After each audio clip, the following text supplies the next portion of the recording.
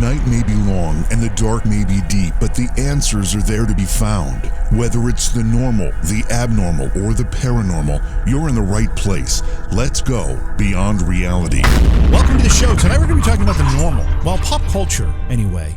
And if you're like me and you're like millions of other people who maybe stayed home from school during the 70s, you had a sick day, whatever, or the 80s, and you turn on the afternoon television and you'd see a standard fare prior to all these cable channels, prior to Netflix, prior to all that stuff. You'd see a staple fare of television programs that were in syndication that would rerun and that we would watch over and over and over. And those programs included things like, I Dream of Jeannie, Bewitched, some that I remember, and of course, Gilligan's Island. Gilligan's Island only lasted 3 seasons when it was in prime time, when it was a new program in 1964 through 67.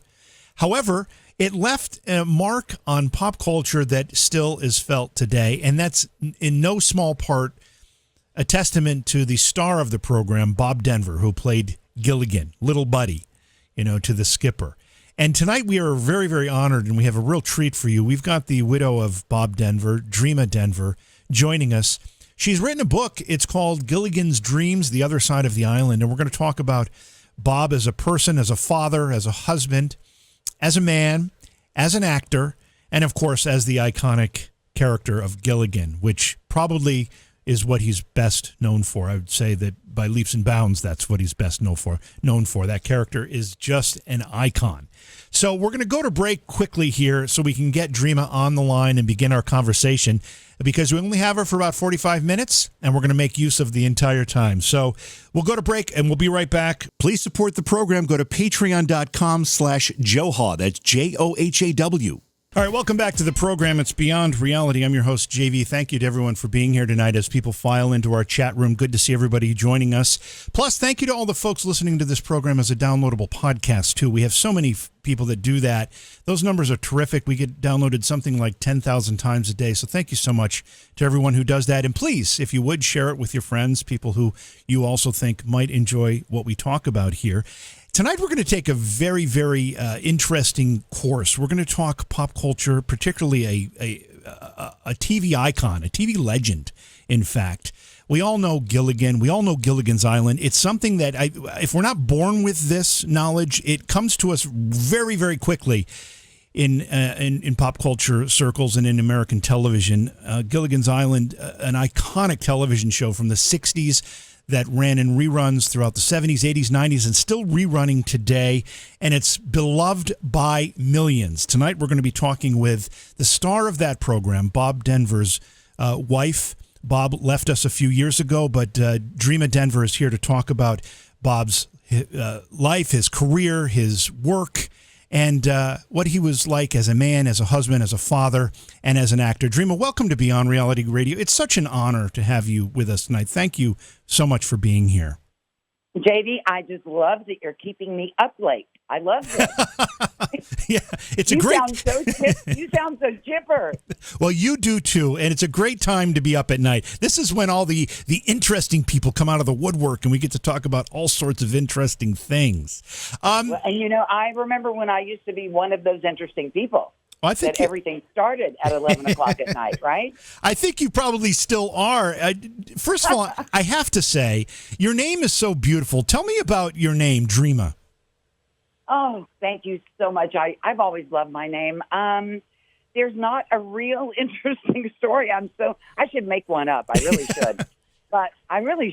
But actually, when my mother was a little girl, she heard the name somewhere along the way and said that when she had a baby, the first baby she had was going to be named Dreama, and I'm just glad I was a girl. That's all I can say.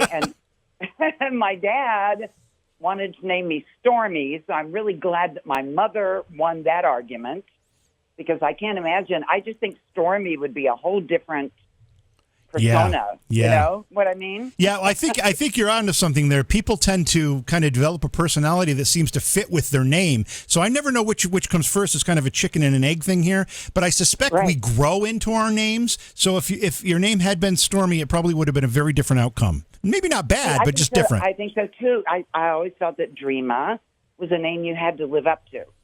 You couldn't be a hateful, nasty person and have the name Dreama. At least that's how I felt. So I've always loved it, but I have to tell you one thing. When I was a little girl, like grade school, the little boys would go, "Hey, Dreamboat," on the playground, and I would turn around and they would say, "Not you, Shipwreck."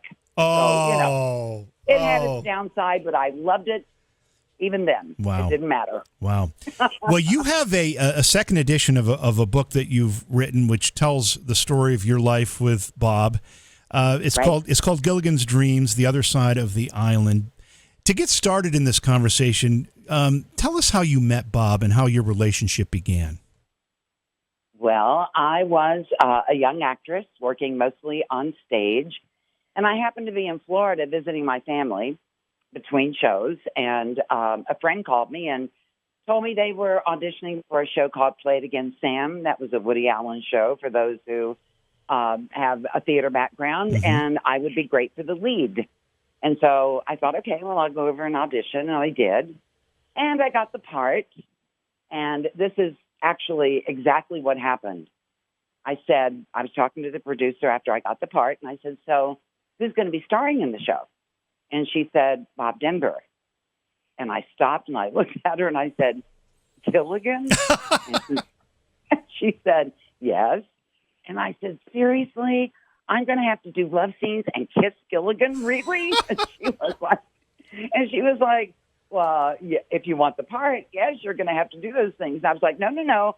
I want the part. I want the part. And, of course, little did I know that kissing and all that loving would last for 30 years. Yeah. I mean, we had a long marriage. So, and it was the real deal. So, anyway, when I first met him, it was the first day of rehearsal. I got there first. We were kind of the actors chit-chatting with each other, waiting for him to come. And when I had arrived at the theater, they had a billboard that said, "Bob Denver is starring in Play It Again, Sam," also starring Dreamer Carey, which was my maiden name. Mm-hmm. And so Bob hit the doorway of the rehearsal hall and stopped and went, "What the H-E-double-L." Not the worst word. Okay. "What is a dreamer?" And I said, "Well, that would be me." And he said, "Seriously, your name is Dreamer?" And I said, No. Seriously, my name is Dreama." Well, that was just as bad. He was like, "Really, Dreama?" And I was like, "Yeah." So he shook my hand, and honestly, I know it sounds kind of corny, but it was just electric. I mean, we just shook hands, and it was like I went, "There you are." And he told me later that he felt the same way. And from that moment, we were just together forever until he passed away. It was just a kind of an amazing thing, whether it's, whether people believe in love at first sight or whatever that would be. It was a huge attraction, and it really, it really amounted to something. Yeah, well, clearly it worked, and it was right, and it was meant to be, because you, as you pointed out, you were together for 30 years. You were with Bob up to the point where he passed. But when you saw him for the first time, Dreama, and again, you had this image of Gilligan, because everybody who knows who Bob Denver is immediately thinks of Gilligan, and we're going to talk a little bit about that in a little bit. But when when you met him, was he Gilligan? I mean, or did his personality dispel that immediately for you? Dispelled it immediately for me and for anybody who ever met him, away from the Gilligan persona. Bob was absolutely, now he had, he had Gilligan's gentleness and Bob really never lost that childlike wonder, which I loved about him, for the world. He was always curious and inquisitive about everything and everybody, and wanted to know. I don't care if he, met you in the aisle down at Lowe's. If he was talking to you, he'd want to know, well, what do you do? And was really interested in all that. But the thing about Bob, I think, that would surprise people who think of him only as Gilligan, he was highly intelligent, which, of course, we know Gilligan wasn't necessarily. He had a great heart, but maybe not the smartest person on the island, And Bob just had this this humanness, this down-to-earthness. He didn't have an ego, which I loved about him. There was not an ego that needed to be fed constantly. And he was just a regular guy, but a very smart guy, and when it came to our son and me, so loyal and there through everything. And we went through a lot of things with our son. So he was very, very different. As a matter of fact, one night we were sitting in one afternoon, getting ready to go to the theater. We were sitting in the Star apartment, and Gilligan's Island was on the TV. And I found myself, I would look at the TV, and then I would look over to my left and look at him, and I would look back at the TV, and I would look over at him, and I would go, well, you look alike. But other than that, I don't see. So he was different. But he had all of those qualities that people love from the show. And, of course, when he was doing personal appearances and, autograph sessions, memorabilia shows, things like that, that would be part of the appearance, would be to bring some of that out. Sure. Sure. You made a point of talking about the fact that Bob was intelligent. And I have to say that, I'm not an actor, and I don't have a whole lot of ability to appreciate that kind of work. I know when I like something and I watch it and I like it, but that's about as far as I can go. But I have to say, given the character that Bob created with Gilligan, in order to appear that innocent, that humble, that bumbling, all the beautiful qualities that made Gilligan, you have to be intelligent to pull that off, I would think. See, that's such a smart thing for you to say, because any actor will tell you exactly that you have to be a highly intelligent. For instance, somebody like Don Knotts, who was a comic genius. Love Don Knotts. Love Don Knotts.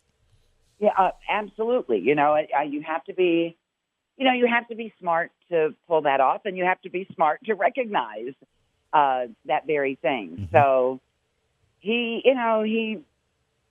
was just, I don't know, he was just such a regular person that, like, when we were home for a long time, maybe in the early days of our marriage together, we spent a lot of time in Hawaii. We'd be there kind of off to ourselves, and then we'd come back into, life, and people would be making fusses and running around and, oh my gosh, it's Gilligan.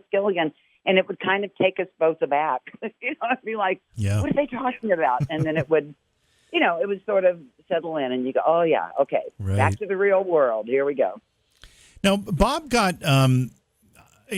obviously, if you ask 100 people who Bob Denver is, at least 99 are going to start with Gilligan. Mm-hmm. But Bob really got his real first break, from what I understand, is on Dobie Gillis, right? Is that where his real? On Dobie Gillis. Yeah. And he was kind of a beatnik kind of character there. He was a beatnik character, and he was when he got that role, I think he was 23 years old, and he was playing a high school student. Of course, anybody who knew Bob, he always had that youthfulness about him. Yeah, could always pull off younger than he was, and so when he first got the part, he started visiting all the coffee houses in San Francisco and Los Angeles to hear the beatniks, how they talked and what the lingo was and all of that thing, so he could pull it off really well. So he was the first beatnik on television, and he was voted, oh my gosh, I think it was either Entertainment Weekly or TV Guide, one of the top this was a few years back, one of the top 100 television characters for Maynard. Maynard was like, the character he played, Maynard G. Krebs, was like the Fonzie of that era of TV. That's a good way to put it. Now, he really was. I mean, he was the breakout star. Now, he and Dwayne Hickman, who I'm still friends with, Dwayne and his wife, Joan, Dwayne was the star of the show and taught Bob so much about being the star of a show and running a set and all those things that Bob picked up from Dwayne. But Bob was the breakout star of the show. I mean, he was the one that because he was so different. Imagine that show started in 1959. Wow. And went until 1963. So you can imagine there had never been a character, I don't think anyway, like that on television. So it was a real phenomenon, what he did with that character. And, during lockdown, it was so funny. I found the show on Amazon Prime, I think, or maybe Roku. But I found Dobie Gillis, and I'd never really seen the show. When I was a little girl, I was young. I was younger than Bob. So when I was a little girl, my dad watched it, but I didn't remember anything about it. And I sat down to watch them, and it was ahead of its time. It was so well written. It was word comedy, which I love more than I love physical comedy. I really enjoy, the word comedy. And it was written by Max Schulman, who was like highly respected, prolific writer in Hollywood. And it was, Bob just did an amazing job with that character and really set the tone. Because of that, he was offered a lot of scripts after that went off the air. What did he want to do? He kind of had his choice, and he chose Gilligan because of the physical comedy. He always felt that he had the best of both worlds with those two characters. And going back to your question a little bit earlier, one thing Bob wanted to do with Gilligan, and I think he did this so successfully, he studied his then 5-year-old son because he wanted Gilligan to have that childlike wonder that we talked about earlier. He wanted the little kids who watched the show to see that you could mess up, you could make a mistake, you could ruin the rescue for everybody, but the people in your life who loved you would forgive you and love you no matter what, which is what the castaways always did. Yeah. So that was really what he wanted to get across with the character of Gilligan. Was Bob a reluctant actor? In some of what I was reading here, he wasn't sure he wanted to be an actor. I've thought about that so much since he passed away. And I think, I don't know how to put this exactly, but I think he became much more famous than he ever dreamed he would. I think he loved acting. He loved it in college. He did it for the first time at Loyola in L.A. and loved it. So he walked on stage and started getting laughs. He had never done it. And that's kind of addictive, to people who have that in them. So that was a bit addictive to him. He loved it, and then he wanted to do it. And it wasn't long after he graduated from Loyola that he got the part of Maynard. And he just, I don't know, he was he was just amazed at the reaction that people got because he didn't know he was funny, and suddenly he was funny. And, it was just very seductive. He just wanted more of it. So I think he really loved acting. What I think when I look back on it all is that he was, I don't know how to put, I want to say he was uncomfortable with his celebrity, but I don't want that to come across bad because he was absolutely wonderful with the fans. He would take all the time in the world. He would sign every autograph. He would do, the personal appearance and stay the whole time. A lot of stars won't do that.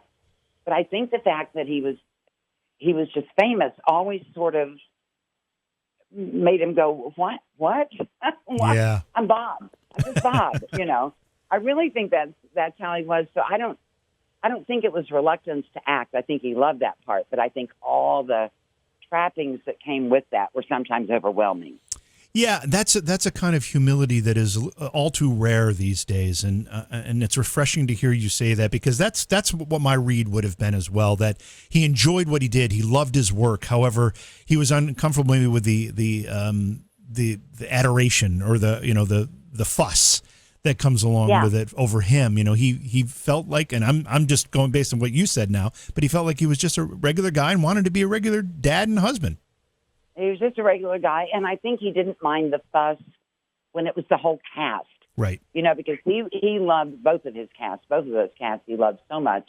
But with the Gilligan cast, they were such great friends all through their lives. They've all passed away except for Tina now, and they were such close friends and close buddies. He and Alan did personal appearances together all the time. And then when Alan passed away, Bob and Dawn and Russ started doing the appearances together. So they were always close. And I think when they were being made a fuss over as a group, because he thought Gilligan was such an ensemble. Right. Everybody had their moment to shine, and everybody, he didn't want, he's the one, I don't know if you know this story or not, but I think this is so interesting. For your listeners, if, at the beginning, the first season of Gilligan's Island, they did the theme song, and of course, the millionaire and his wife, the movie star, and the rest. Yep. Right here on Gilligan's Isle. And before the second season started, Bob went to the suits at the studio, and he said, we can't do that. We can't name 5 people and leave 2 out because we're all an ensemble. I mean, everybody's equally important in this show. And they said, well, Bob, that's the way it is. We have that theme song is written. And Bob said, well, then, something's going to have to be changed. And if you can't change it, then put me in the back with and the rest. And they said, you can't be and the rest. You're Gilligan. It's your island. And he said, well, maybe so, but I want to be in the back end of the credits with the rest. And they were like, okay, so Sherwood, it wasn't that big of a change. I mean, it really wasn't, Right. The professor and Mary Ann, yeah, it not works. that different. Yeah. And it worked just fine. So that got rewritten, and they got their single credit. And Bob felt so much better. And when I met him, and as we were getting to know each other, see, that kind of thing really impressed me. That he really would have gone to the back of the credits. That would have been fine with him. Yeah. That would have been A-okay, because he was going to bat for Dawn and Russ. And they always loved him for that and never forgot it, that he had done that for them. When Gilligan's Island was on the drawing board being cast, however you say that, Sherwood didn't think Bob was the right for the part, right? Because he was so well known as the beatnik character from Dobie Gillis. That's true. And also, the first choice for Gilligan, before Bob agreed to do it, was sent the script and wanted to do that one, was Jerry Van Dyke, Van Dyke's brother. Oh, wow, yeah. And I could, when I think of Jerry Van Dyke, I can see that. It would have been a different kind of Gilligan, but I could see that Sherwood might have wanted him. And it was so funny because I've read interviews with Jerry Van Dyke since where he says, well, I was offered the part of Gilligan on Gilligan's Island, but I was also offered, oh my gosh, what was the one with the talking horse? Mr. Ed? No, not Mr. Ed. Maybe it wasn't. Oh, what was it? No. I think it was My Mother the Car. The talking car. Right. My Mother the Car. Yeah. And he said, and I looked at the two of them and I thought, this thing with the shipwreck's never going to work. So I'll take My Mother the Car. And of course, he chose wrongly on that one. Do you know that the show has been on the air for 57 years now? It's crazy. I mean, it's crazy to think it's been that long. And it's probably never not been on the air, right? I mean, I imagine it is always on the air.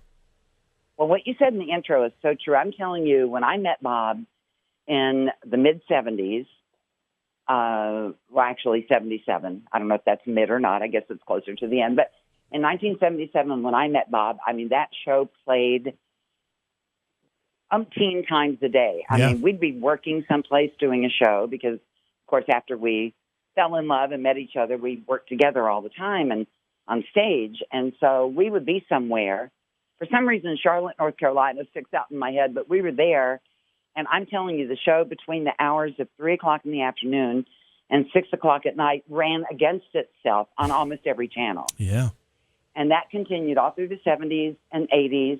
In the 90s, it maybe wasn't rerunning quite as much, but still a lot. Yep.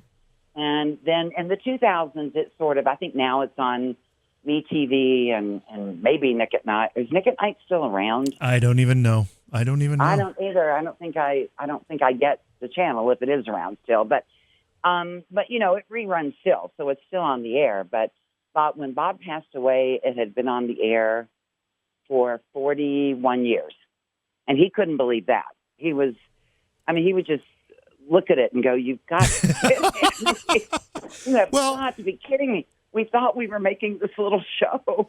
Yeah. that we prayed would just last one season, And it only, then, of course, and by TV standards, I mean, it lasted 3 seasons, which isn't necessarily a long run, but there was something so magical about it, Dreama, that it just it found new life after it was no longer a primetime show. no, I think it was more popular in reruns. Yeah. And the thing about making that show back then was they did 32 or 33 episodes a season.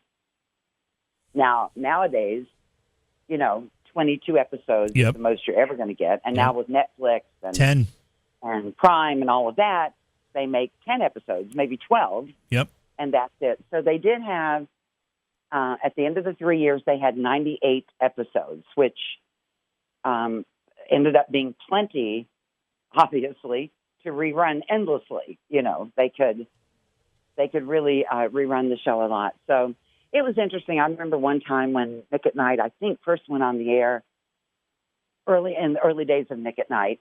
They did a Gilligan marathon, so Bob and I hadn't watched it in forever. And so we thought, okay, we'll sit down and, we'll spend Saturday afternoon watching, Gilligan's Island. And it was just so interesting to watch him watch it because he would watch, and then he looked over at me and he said, it's like that's somebody else.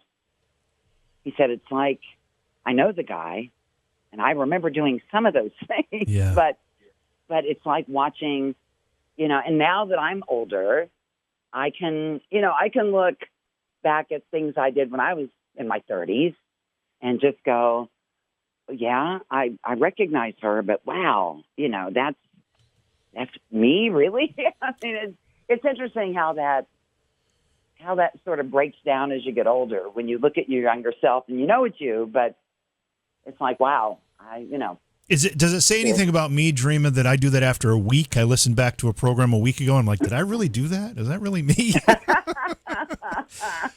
It just probably shows that you're paying such close attention. Is that what it is? Okay, I know it's so funny, Bob. Fans love Gilligan trivia. And when Bob was alive and, the web first came into fashion and we had a first website and all that kind of stuff, fans would write him with all these questions, when in this episode, what happened? And that episode, how did... And he would look at me and go, I have no memory of any of this. So what? Wow. I don't know he could not answer Gilligan trivia at all. No, he couldn't. He could not answer. The fans knew far more than he knew. Believe me. Dreama, was he proud of that work, or I'm sure he was ultimately proud of it because it made so many people happy. However, did he look at that work and feel a pride and a professional pride in it, or did he look at it differently? I think he did. I think at the beginning, they all had a problem when the show the show was in the top 20 when it got canceled. And I don't know if you know the story about why Gilligan's Island was canceled. I don't. But they had all the scripts for the 4th season. Sherwood had all the scripts ready to go. And the cast at the end of the 3rd season went on hiatus. And, I guess hiatus lasts, I don't know, maybe 3 months or something. And so they all thought they were coming back to work. Well, William Paley was the head of CBS at that time, and William Paley got the fall schedule during the summer, and he went over it, he looked at it, and he looked at his programming people, and he said, where is Gunsmoke? And so, of course, they start scurrying around. Oh, Mr. Paley, wait a minute. We don't know where all that. And he said, listen to me. Gunsmoke is my wife's favorite show. Oh. It better be back on the schedule. So they had one free half hour. Of course, Gunsmoke was an hour-long show. Yep. And they had to free up another half hour to put Gunsmoke back on the schedule. And what they decided to do was cancel Gilligan's Island. So they all they thought they were going to be coming back. They hadn't said goodbye. Yeah.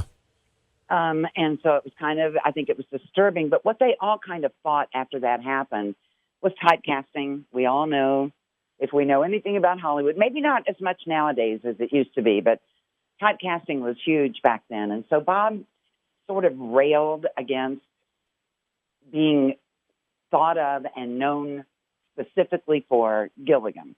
Because I worked with him on stage, and I got to see him do different things that weren't Gilligan. And Bob was a really good actor. But of course, people wanted to cast him in other Gilligan roles. So I think that was frustrating for a little while. Sure. But he got so much snail mail back in the days when that was the thing. And then when the internet started, so much mail from fans who, and I can't tell you how much this happened. It was shocking. Fans who wrote him emails or snail mails saying to him that they had grown up in some kind of terrible situation, alcoholic parents or abuse as a child. And Gilligan's Island was their only escape, because for half an hour, however long it was on after school, when they got home, the parents, whatever the problem was, would leave them alone. And they thanked him for helping them get through a difficult childhood. This happened a lot. Wow. I mean, a lot, and way more than you would imagine. And so as those letters started coming in, he was like, we did something good here. We didn't realize that we were doing something that was going to save somebody's sanity some way, somehow. Because a lot of people told him they dreamed of being on the island with the castaways. And they could always have that dream, and it made their circumstances not feel as heavy as the circumstances were. So he was, he might have railed against it in the beginning, to answer your question. Mm-hmm. But as time went by, he really did understand that this show had been monumental to so many people, and he was very proud of the work they all did.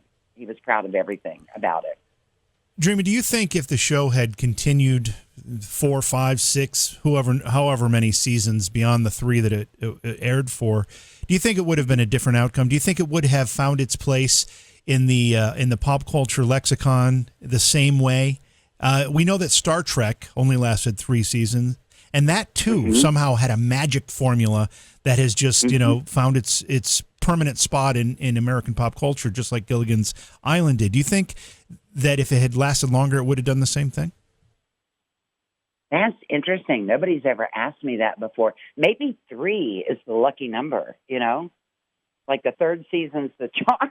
Well, it's just sometimes, sometimes we know that television shows outlast their ability to be entertaining, right? Yeah, that happens. That's true. And when you reach that point with a show, not only does it affect the current season, but it makes people start to kind of look away from it and not take it seriously anymore. I think you have made a very good point. If anybody ever asks me this question again, I will have an answer for them, because I honestly do think you're right. I mean, I think the fact that it was, take it off when it was in the top 20, it was still popular. People were still watching it. And, back in those days, I don't know how old you are. You may not remember those days, but back in those days, there were only 3 networks.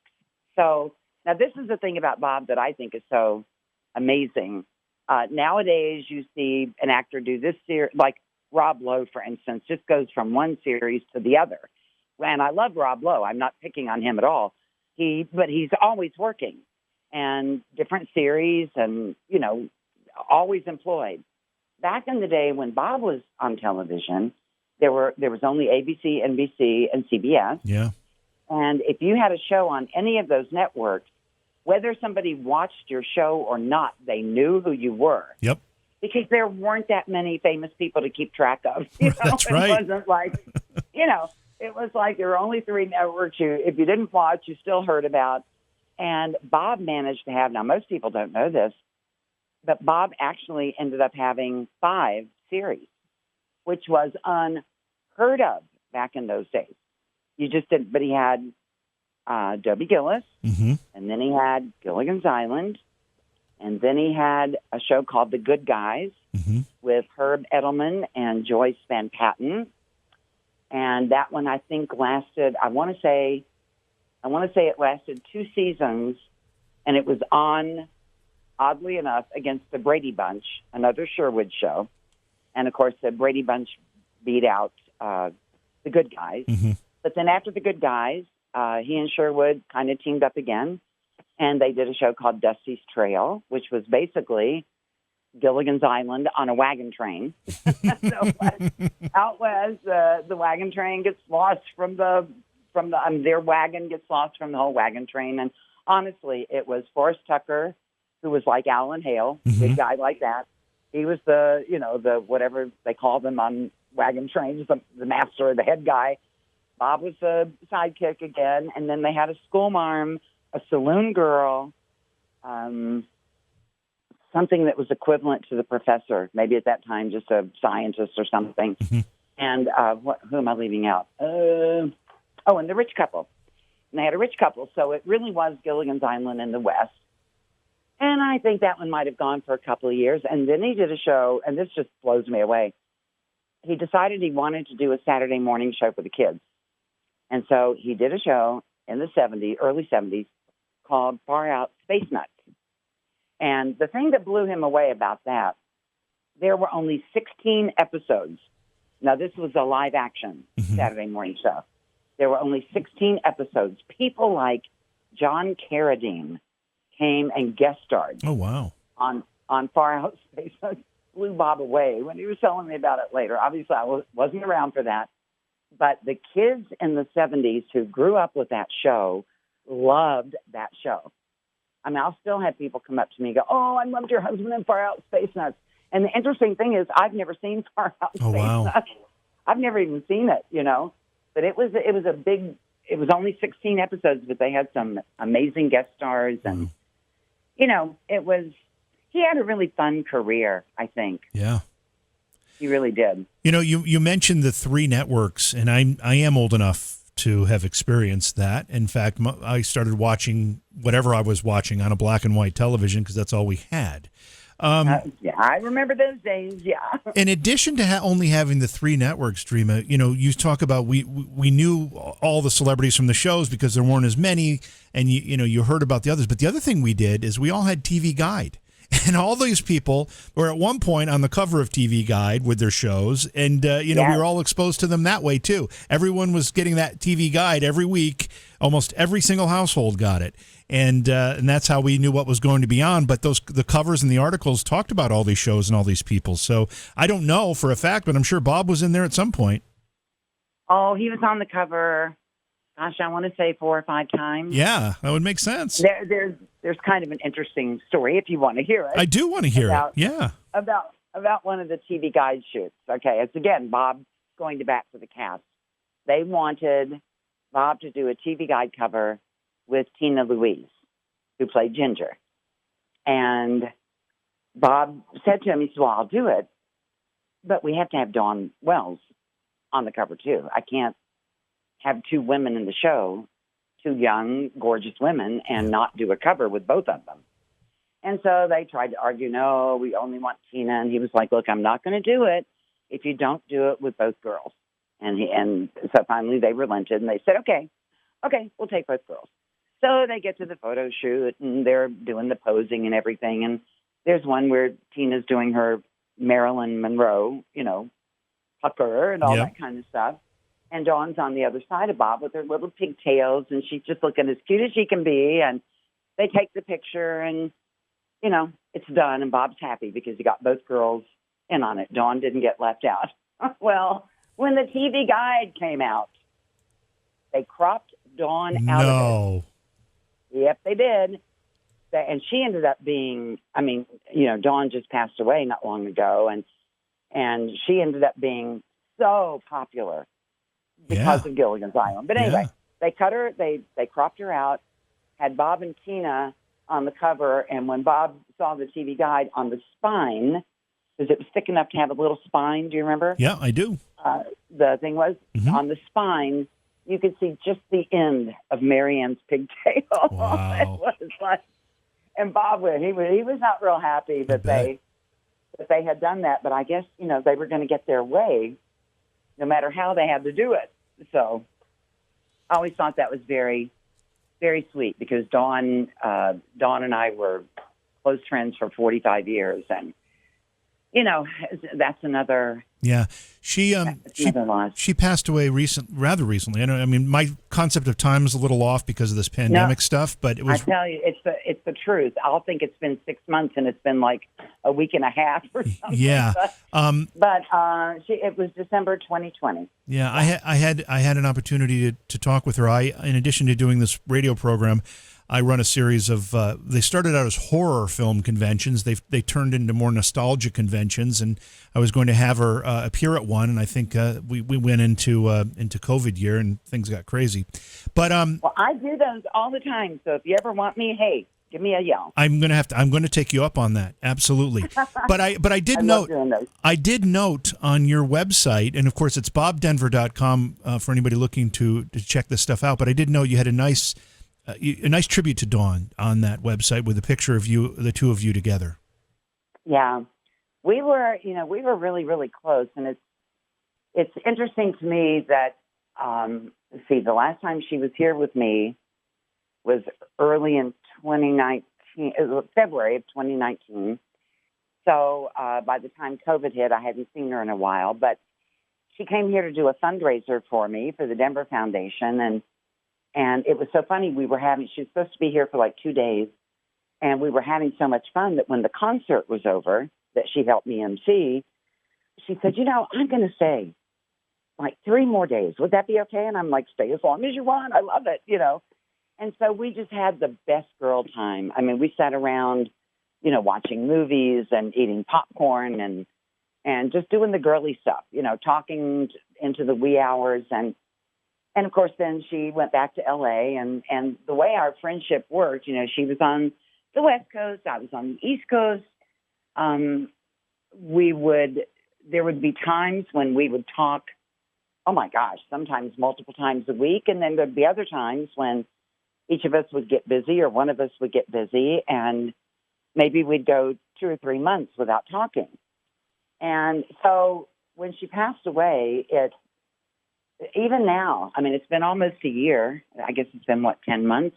Yeah. And even now, it's hard for me to believe she's gone because Sure. I feel like she's just on the road, busy, working, and we just haven't talked for a little while. So that's still kind of hard. If you got to meet her, and you did, right? You got to meet I her. talked to her. I didn't get to meet her in person, but I did talk to her. Wasn't she just the sweetest? Sweetheart. Absolute sweetheart. Yep. And so full of life. Mm-hmm. She's just one of those forces of nature that you can't imagine ever not being on this earth, Right. And but she was. I feel so blessed that as we started losing castaways, we'd get, when Bob was alive, we'd get closer with Dawn and whoever was left, and then of course after they all passed away, and it was just Dawn and me, because Tina has never really. She's always been very nice to me. I have no bone to pick with her. Mm-hmm. I'm just saying she doesn't stay in touch, never stayed in touch. Well, didn't she kind of moved away from the cast? I know that when they did the, what was it, Rescue from Gilligan's Island, and I think in like 78, whenever that was, which right. She didn't participate in that. I don't know what was going on. I have no idea, but I just know, she seemed to have moved away from the group. Is that true, or am I making that up? Well, she was never very close. And again, I'm not picking on her Sure, at of all. course, But, no. but the way I always heard the story was that, and this would not be her fault, she was doing a show with Carol Burnett on Broadway. I don't remember the name of the show, but she was doing a show on Broadway when her agent came to her and presented her with the Gilligan's Island script. And the way I heard it was that he pitched it to her. Okay, it's about this movie star. She's in a shipwreck with 7 or 6 other people. They get lost on this island, and it's how they all survive together. So when she said yes to it, she thought it was going to be built around her. Oh. Which would make sense. Sure. Because if the agent pitches it to you that way, then you think, okay, it's going to be. So when she went to Sherwood to kind of register a complaint that, wait a minute, this isn't what I thought it was going to be, he looked at her and he said, Tina, it's not called Ginger's Island. It's called Gilligan's Island. Yeah. And she, but the thing about that show, anybody who knows and loves it, I mean, everybody got to shine. I mean, everybody got their moment in the sun when the episode was all about them. So I think she did okay with it. Finally, I mean, she did the show, but after it was over, I don't think she wanted to be known for Gilligan's Island. Right. But yet, ultimately, that's probably what she's still known for. That's what she's known for. I mean, I know. Isn't that funny? You might as well not. You really might as well embrace it and not fight it. Yeah. When something has that kind of popularity and longevity, Yep. Other cast members, obviously Alan Hale Jr., the skipper, which his dad was a well accomplished actor as well, but and Jim Backus, such a talented guy. Just obviously, we're going to run out of time here pretty quickly, but what are your thoughts on some of the other cast members? Sounds like it was a great group of people. It was a great group of people. I mean, it really, really was. Jim was funny. I mean, now I was around for all three Gilligan movies. Mm-hmm. So I was around for The Rescue. That's when I first met everybody. I was around for Castaways on Gilligan's Island, where the Howells built a hotel. And then I actually was in the Harlem Globetrotters on Gilligan's Island, where the Globetrotters crash land on the island and Gilligan finds them and takes them back to the hotel. It was like one of those. But listen, I felt so lucky. We got to play basketball with the original Globetrotters. Oh, yeah. We're talking Geese and Curly and Meadowlark and Sweet Lou and all those guys. And I felt so lucky. And Scatman Crothers played their coach. And so it was a really wonderful group of people, wonderful actors doing the parts. But, so I was around for all of those. And they were all meant to be, they were 2-hour movies. Each one was meant to be like a pilot. I think back in those days, everything they shot was supposed to be a pilot. Yeah. It did really well. And The Rescue did. I mean, it got such a huge share. And now I want to say, I'd have to look it up, but I want to say it got like a 56 share, which would never happen now. There's too much on TV now to choose from. So Nothing would ever get those kind of ratings, but it was highly rated. And then the second show, they divided it into 2 parts, 2 hours, one hour 1 week, 1 hour the next, so it didn't do as well. And the third one that I was in was just, it's almost kind of a cult favorite. Yeah. You know what I mean? Mm-hmm. So bad that it was good. Right. We had so much fun doing it because the Globetrotters were so wonderful and such great guys, and we all had such a good time. But Bob and I saw it about 5 years later on TV, and we looked at each other and went, "Oh, okay." We didn't. It didn't translate into 2 hours very well, but it was. I just feel so blessed because Jim was. That's what I was going to say. Jim was wonderful. The last scene he ever did on film, I got to do with him, which is just such a. Oh, it was just amazing. He was during the Globetrotters, they had a whole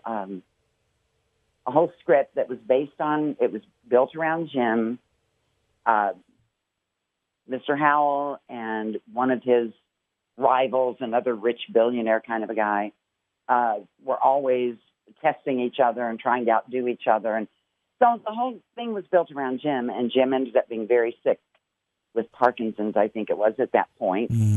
And so they had to bring in a young actor named David Ruprecht, who suddenly there was a Thurston Howell IV that nobody had ever heard of, but there he was. And he did the greatest job of being Jim. He did him so beautifully. And so the script was built around that, and because Jim couldn't do it and everything had to change sort of at the last minute, they gave the Globetrotters a lot more lines than I think they were thinking they were going to get. Yeah. And they weren't actors, Right. They were basketball players. Right. And then they had us and the robots and all this playing basketball with them, and we didn't know what we were doing in that regard. Yeah. So we had a great time not knowing what we were doing. We had so much fun. So I'm kind of missing the mark here. The cast was wonderful. Lovey was exactly off screen like she was on screen. Lauren Yates and all. She was just lovely. And of course, Dawn was wonderful. And Russell was, I came to really have such huge respect for Russell because he was a World War II hero. He was shot down in the South Pacific and, got a Purple Heart. And now that I work with Honor Flight, I started Honor Flight in my state here. So I have a great love for our veterans, and certainly that was impressive to me about Russell. And, it's just a great group of people, and they all loved each other. That was the big thing. They had great respect and love for each other. We're going to, like I said, we're going to run out of time here. I want you to tell me about the Denver Foundation. Okay. Well, the Denver Foundation is something, first I'll have to tell you just a little bit about our son. Yep. And this is what my book's about. I just want to say this to any Bob Denver fan, to anybody who loved Gilligan's Island. Bob was very private, and so people don't know a lot about him. And after Bob and I were married, we'd been married 6 years. We decided to have a baby. We got pregnant right away. We had the baby, and it became a son named Colin. And it became pretty evident early on that something wasn't quite right. He wasn't developing the way he was supposed to and all that kind of thing. So anyway, when he was 2 years old, we were at UCLA. He was diagnosed at that time as severely retarded, which is a word that parents like me hate. Yeah. I mean, really, really hate. Mm-hmm. Of course, over the years, it became severely autistic because everything sort of fell under the autism umbrella and the spectrum. And so, anyway, Bob and I ended up with a severely autistic son. And what people don't know about Bob, and what I wrote about in great detail in my book, the falling in love, yes, and the Hollywood years, yes, I wrote about all that. But then I talk about the birth of our child and how it changed our lives. And Bob, the thing that so many things about him I loved, and so many things impressed me. But when our son was diagnosed, there was no question, no conversation. It was like we had a son who needed full-time care, and we were going to do it. Yeah. Period. And Bob, he would go out and do personal appearances and guest star on TV series to bring home some bacon. Sure, you need that too. Yep. You got to do it. But as far as looking for regular series work and all of that, he just sort of disappeared from the scene. And I know people used to write the website and, how people can be nowadays, and they could be a little bit rude. What happened to you? Where are you? And all this kind of thing. But what he was doing for 20 years until he passed away, Bob and I did 24/7, 365 care for our son. And we did it, just the two of us. And I don't mean to be patting, the two of us on the back. We were mom and dad, and we did what we had to do. But Bob's devotion to our son was truly a sight to behold, and his devotion to me and to not leave me alone. So Gilligan's Dreams is, he always called me Dreams, which is why the book is called Gilligan's Dreams. Nice. And it's, it's really about surviving, about, I talk about his death, which I had not talked about prior to that, what we went through. It was really difficult, really hard. It was hard to write, and it's very raw. I've had a lot of people. It's won 4 awards so far, so that's lovely. Wow. And in New York, actually, that's where you are, right? I'm in upstate New York, but yeah. Okay, well, at the New York Book Festival, my Gilligan's Dreams was the winner for Best Memoir, Best Autobiography. So, that's awesome.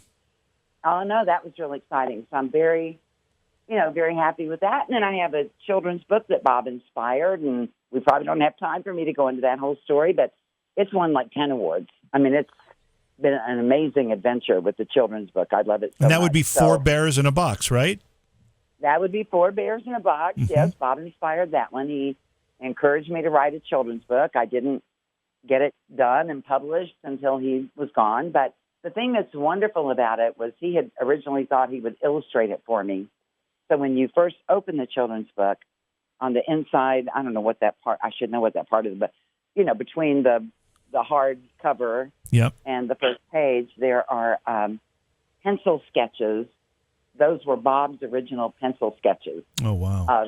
He was just sitting on the sofa one night, and he was just sketching a little bit, and had no idea they would ever see the light of day. So I'm pretty sure he's probably up there going, "Honey, what are you doing?" I never thought, but they're really cute, and it's a special feature in the book.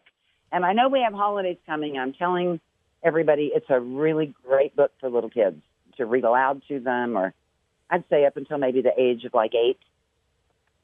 I'm so proud of it. It's just a fun, wonderful book, and they both won awards, and they make great gifts. So I'll recommend those. And if people order them at bobdenver.com, then I can autograph them and get them off to them. So, Dreama, when people buy Gilligan's Dreams, The Other Side of the Island, and they read it, what are you hoping they take away from it?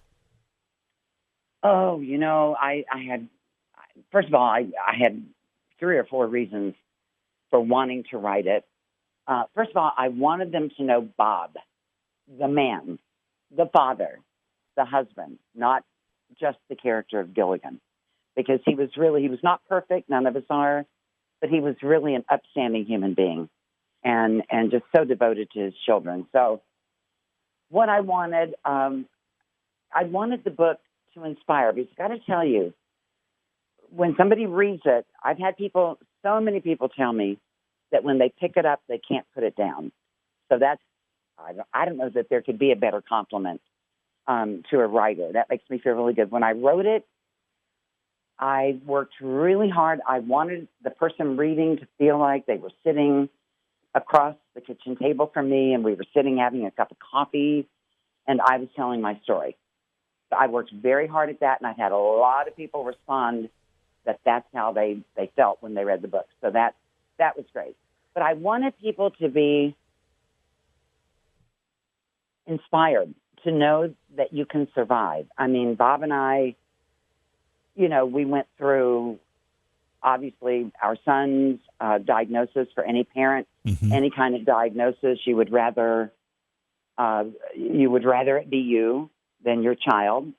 And it's heartbreaking, and it's difficult, and it's exhausting in every way, physically and mentally and emotionally and financially. Those things are very exhausting. And we, survived. At the end of that, when Colin was 20, that's when Bob was diagnosed, and he lived 6 months, and that was a really difficult 6 months. And I didn't think, I'm not being dramatic when I say this. I mean this. I honestly didn't think I could live without him. I was terrified. Yeah. We had been joined at the hip. So I survived, and I made a life for myself that I carry on his legacy. That's when I do memorabilia shows. Dawn and I used to go on the road as Mary Ann and Mrs. Gilligan. So that was kind of fun. We had a really good time doing that. But I kind of fill in for him and represent him and have my books with me and all of that. And then after Bob, on the 10-year anniversary of his death, I was actually sitting at Vanderbilt Breast Center getting ready to start treatment for breast cancer. Oh, wow. And I had to go through that without him. So I have a lot of, in the book, I really feel I have a lot of touchstones, a lot of things that I have, valleys that I've walked through that people, other than me, certainly walk through. Yeah. And I was able to survive and even thrive. I always think that's kind of a corny saying, but I guess it's true. I feel like if I could say anything in that book, when Bob died, I remember going on Amazon back in the days when it was just a bookstore. Yep. Trying to find any book I could find written by anybody who could tell me how I could live through this. How could I survive this? And I remembered that desperation that I felt, and I thought, if I can write a book and give somebody out there hope about their child's diagnosis or their spouse's death or whatever it might be, then that's what I want to do. So that's what I hope. I hope people will find inspiration and hope in the book. I really do. Dreama, your experience is so profound, and one of the things that's so beautiful about what you're doing is that the tendency for a lot of people would be to be a little bit selfish in the sense that, this is my husband, this is my man, and I want to keep him to myself. But instead, you're not only sharing him with the world because so many people love him, but you're carrying on his work in so many ways, and his smile and his laughter and all those things, and you're doing it because so many people love Bob and his work, and you clearly love Bob and his work. So thank you so much for doing that, both in conversations like this and in the book. It's really a blessing that you're doing these things. Oh, thank you. I just feel honored, honestly, to now that I'm an author, and my books have won awards. I have my own little niche, Sure. but I love so much being able to represent him, to go out and honestly, the thing I love most about the memorabilia shows or Comic-Cons or whatever they are, the thing I love most, I love to meet his fans, and I love to answer their questions and hear how much they loved him. And that's very, that gives me peace and comfort to hear that. I just always want to say to him, honey, nobody's forgotten you yet, Some of us are still here that remember Gilligan's Island. It's all good. But I just feel honored to be able to do that. And one thing I have wanted to do in all the years that I've been doing this is I have wanted to represent him well. I want to carry on for him as much as I can. And, I have his book. He wrote a book called Gilligan, Maynard, and Me, the only book he ever wrote back in 1993. So when I do these shows and things, I always have his book with me. And so it's really great because his book is the career story, what happened behind the scenes on the shows he did and all of that. And my book is the private story. So when you get both books, it's, you really get to hear straight from him what the career was like, what Gilligan was like, doing the show and all that. And then you get to hear the private part that you've never heard. Unless you listen to this interview, the private part that you never heard, things about him you never knew. And I've had so many people say to me that they always loved him, but they highly respected him after they read the book. And the thing is, I'll just say this and then I'll hush. See, I get very excited talking about him. I love to talk about him. Yeah. But he always said to me, because he was older by almost 16 years, so he always assumed he would be the first one to go. And so he would say to me, honey, once I'm gone, if you want to write a book, because he thought I was a good writer, he said, if you want to write a book, write it. But if you write it, be straight with it. Don't sugarcoat it. Don't tiptoe around things. Just tell it like it was. And so he said that, and I believed him. And that's what I did. When I first met Bob, he was we don't have to go into this heavy, but he was a drinker. That's another thing that a lot of people in this world deal with, a spouse or somebody who has that problem. And we had to fight our way through that, believe me. And I debated, should I write about this? Should I not write about this? What will people think? Will they like him if I write about this? And I thought, it's part of who he was. And it's part of the challenge, the first challenge, really, that we ever went through together. So you told me to tell it like it was, honey, so I'm writing about it, So I wrote about that and overcoming that. And I just feel like I have a lot of things in that book that people will identify with, a lot of touchstones that people can go, wow, I've been through that, Well, again, thank you for sharing intimate parts of your life with Bob, and thanks for coming on the program to talk about it. Again, the book is called Gilligan's Dreams, The Other Side of the Island, and you said people can go to the website, bobdenver.com. They can buy it through the website, and you'll autograph it? Is that what you said? That's what I said. If they do it at bobdenver.com, absolutely, I will autograph it and get it off to them myself. However, I know a lot of people are Prime people. They love their Prime. They're not going to give up their Prime, so if they don't want to, do the website, they can certainly get it at either book. Both of my books are on Amazon.com. And the children's book would make a wonderful, wonderful Christmas present. So I recommend that highly. And, of course, that's for the kids, and then you've got Gilligan's Dreams for the grown-ups. So perfect. I'm trying to cover all my bases. And you have very well. Thank you for being so gracious, too. I kept you longer than I said I would, and I appreciate your time because I know it's valuable. But, Dreama, thank you so much for being here and sharing all of this with us tonight. JD, I had so much fun. You are really, really nice. Anytime you want to talk, you just holler, okay? I promise I'll take you up on that, and we'll also talk at some point about one of these conventions that I do if things get back to normal here, which we're still hoping will happen really soon. I know. We've all been hoping for a long time, haven't we? We really have. It feels like forever. I know. It feels like way longer than the almost 2 years that it actually is. It just feels like, and like you, I have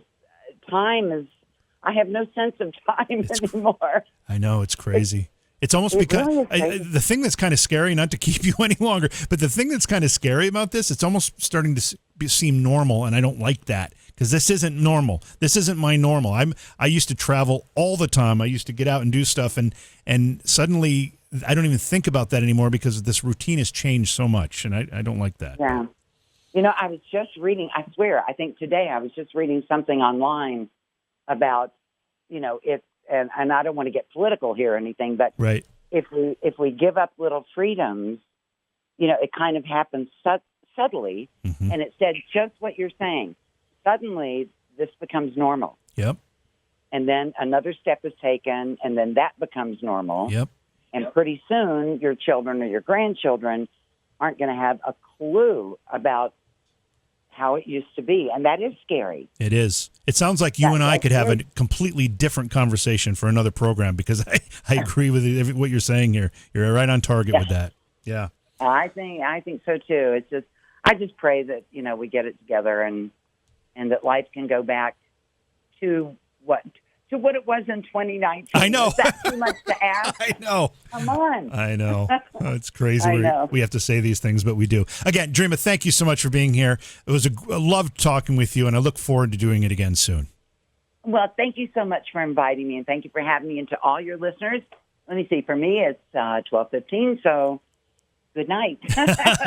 All right. Bedtime now. Okay. Get some sleep. All right. Again, Dreama, Denver, your website to get all of the information we were talking about all night tonight, bobdenver.com is the best place to do it. You can find information not just about the books, but about Dreama's work with other things that she's doing as well. Some great pictures there, too. I referenced a couple of those. Beyond Reality Paranormal is hosted by J.V. Johnson and produced by Orion Palmer and Slick Eddie Edwards. Like us on Facebook and subscribe to our YouTube channel. Please consider supporting the program either through your podcast platform, click on the link in the description, or on Patreon at Joha Productions. If you'd like to be a guest on Beyond Reality Paranormal, or you have a recommendation for a guest, contact our producer, Slick Eddie Edwards. Eddie is spelled with a Y at slickeddieedwards@gmail.com.